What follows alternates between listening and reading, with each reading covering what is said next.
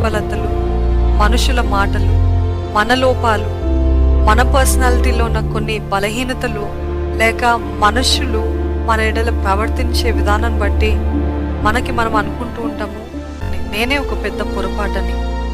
ఇర్మియా ప్రవక్త తన సొంత మాటల్లో ఈ రీతిగా అంటారు, నేను పుట్టిన దినము శపింపబడును గాక, నా తల్లి నన్ను కనిన దినము శుభదినమని అనబడకుండును గాక అని అన్నారు. పోయి ఉంటే ఇంకా బాగుండి అనిపిస్తుంది.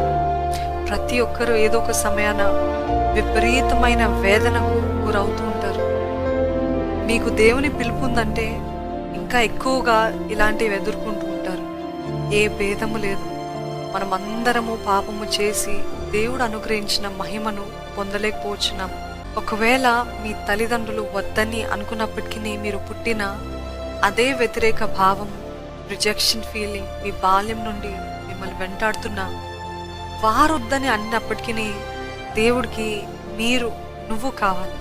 అందుకే ఈ లోకంలో మీరు ఇంకా ఉన్నారు. నువ్వు నన్ను ఆశీర్వదించు, నా సరిహద్దులను విశాలపరచు. యబ్బేసు పేరు మార్చలేదు, కానీ ఆయన ఫ్యూచర్ని, ఆయన భవిష్యత్ని మార్చాడు. నా పైన ఉన్న ముద్రనే నా జీవితంగా మారకుండా సాయం చేయ ప్రభువా అని ప్రార్థన చేస్తుంటాడేమో. మనకి కూడా మిస్టేక్ అనే ముద్ర వేయబడిందేమో, లేకపోతే మనకి మనమే అలాగా పిలుచుకుంటున్నామేమో. కానీ యబ్బేసు దేవునికి మొరపెట్టాడు. మీరు పొరపాటు అనే దాన్ని అన్నిటికంటే ఉత్తమమైన మాస్టర్ పీస్గా మారుస్తారు. మీరు ఈ లోకంలో ఉండటము అవసరము. మీరు ఈ లోకంలో లేకపోతే ఎంతో వెలితి. మీరు దేవుని దృష్టిలో ఎంతో విలువైన వారు. మీరు దేవుని అతి ఉత్తమమైన చేతి పని.